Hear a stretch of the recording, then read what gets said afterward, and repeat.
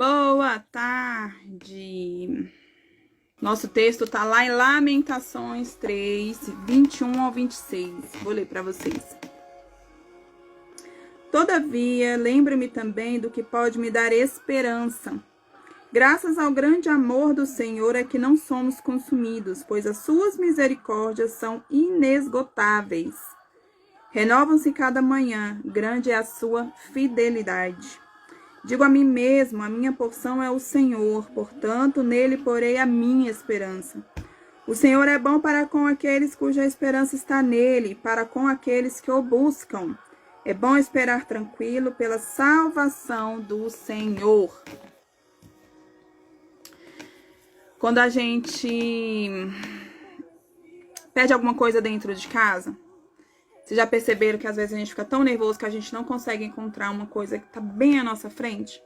Tá ali as nossas mãos e a gente não consegue, que a gente fica nervoso, a gente fica cego. A gente fica muito ansioso, a gente não consegue enxergar aquilo que tá na nossa frente. Todos nós buscamos a felicidade. Todos nós estamos em busca da felicidade. E a felicidade não é diferente. Às vezes a gente está tão concentrado procurando em outras coisas e não consegue enxergar que a felicidade está bem aqui, do lado de nós. Quem é que não quer ser feliz? Quem é que não busca? Mas muitas pessoas elas não conseguem ser felizes. Por quê? Porque vivem diante de um muro de lamentações. Fica o tempo todo se lamentando. Por isso que não pode ver portas diante de si. Por isso que não consegue enxergar que nas pequenas coisas nós tiramos felicidade. Esse texto de Lamentações que a gente leu, ele traz um desabafo do profeta Jeremias. Porque em meio a todo o sofrimento do povo que estava sofrendo ali, lamentar não é o mesmo que murmurar. São coisas diferentes. Ou reclamar. A diferença está na posição da pessoa que fala, né? A murmuração é quando reclama de alguma coisa, que é diferente de lamentar com. Olha como é diferente, né? O lamento, ele se caracteriza pelo abrir do coração diante de Deus.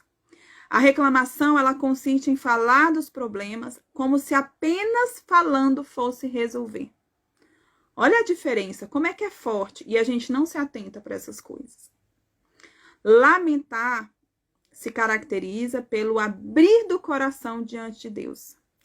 Reclamar consiste em falar dos problemas como se apenas falando fosse resolver. Então eu não paro de falar. Eu só falo daquilo que tá ruim, eu só consigo enxergar aquilo que tá ruim, eu só consigo enxergar o que não tá certo, eu só consigo enxergar aquela grande bênção que ainda não chegou. Eu não consigo, por exemplo, ver que de vez em quando Deus mima os seus. Brenda, como é que eu posso ser feliz, então? Existem 3 portas que estão diante de nós e que apontam para a felicidade, mas a gente não consegue enxergar.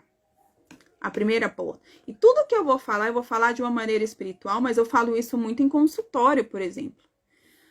A primeira porta é a porta do passado. É uma porta que deve ser fechada. É uma porta que a gente precisa ressignificar. Ressignificar não quer dizer esquecer, não quer dizer que eu preciso apagar aquilo da minha história. Ressignificar quer dizer que eu preciso dar um novo sentido para aquele sofrimento. Lá no verso 21 eu li o seguinte: quero trazer à memória o que me dá esperança.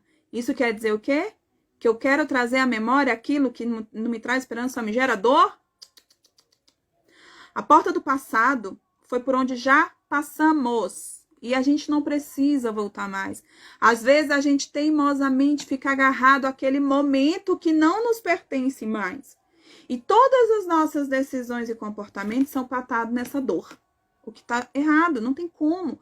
A gente pode até mesmo se lembrar dela, mas nunca podemos tentar ultrapassá-la novamente. Então, a porta do passado é a primeira que deve ser fechada. A lembrança do que ficou guardado está atrás da porta do passado. Eu não posso ficar trazendo à memória toda vez essa dor, toda vez. Ela deve ser para gerar esperança para o presente e o futuro. Às vezes a gente passa por tempos de prosperidade e a gente fica vivendo de saudosismo, que só nos faz reclamar do presente. Às vezes eu fico presa naquele momento feliz, e aí hoje a minha vida não tá muito bem, tem coisas acontecendo, e eu fico vivendo para tentar reviver aquilo ali. E eu não consigo enxergar o que precisa ser mudado, o que preciso fazer. E isso não é nada bom. Isso não gera tristeza. Isso não gera estagnação. Acontece também de ter acontecido coisas muito ruins. E não adianta ficar revivendo o sofrimento e insistir nessa lembrança. A gente precisa fechar essa porta. A gente nunca vai poder desfazer a porta do passado. Nós nunca podemos desfazer aquilo que aconteceu. Sempre vai existir. Essa porta, ela sempre vai existir. Mas o que não devemos fazer é deixar aberta o tempo todo. Nem que querer entrar por ela de tempos em tempos. Essa porta, ela precisa ser fechada. Eu não posso ficar revivendo essa dor. Segundo, a porta do presente, ela deve ser aberta. Se eu estou muito ansioso, se eu estou muito presa nesse passado, eu não consigo enxergar aquilo que está na minha frente. Eu não consigo enxergar aquilo que está aqui, ó, a felicidade que tá diante dos meus olhos. Por quê? Porque eu estou presa nessa porta. Estou presa num passado que não me pertence mais. Estou presa numa dor que eu preciso ressignificar, ou presa numa felicidade que eu não consigo reviver ela. No verso 22 e 23 que a gente leu, está escrito aqui: as misericórdias do Senhor são a causa de não sermos consumidos, porque as suas misericórdias não têm fim, elas se renovam a cada manhã. Grande é a tua fidelidade. Se elas se renovam a cada manhã, isso quer dizer que o passado já foi renovado. Presente, eu preciso viver o presente. A porta do presente são oportunidades que estão diante de nós e a gente não consegue enxergar.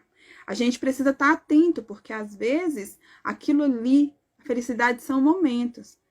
Você não vai viver 24 horas todos os dias de felicidade. Felicidade são momentos. Se você está preso nessa porta do passado, você não consegue enxergar essa felicidade. Você não consegue viver esse momento que Deus preparou para você. E nem as oportunidades que estão diante dos seus olhos.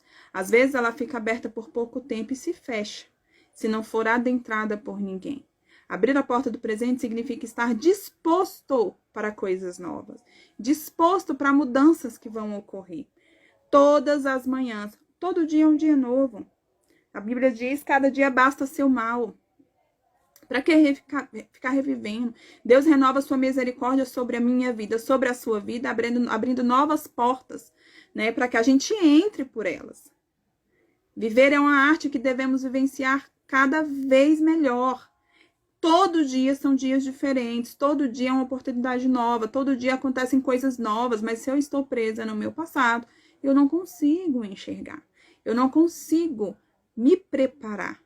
Desfrutando as belezas e alegrias que a vida nos proporciona. Jesus mesmo disse: basta ao dia o seu próprio mal. Foi o que eu acabei de falar. Para nos ensinar que a gente deve aproveitar o melhor de hoje. O que é de bom de cada momento. Cada momento é precioso. Mas se eu não estou presente, estou ali só com o meu corpo, mas o meu pensamento está arrebatado pelas dores, pelo passado, pela ansiedade do futuro, eu não consigo passar pela essa porta.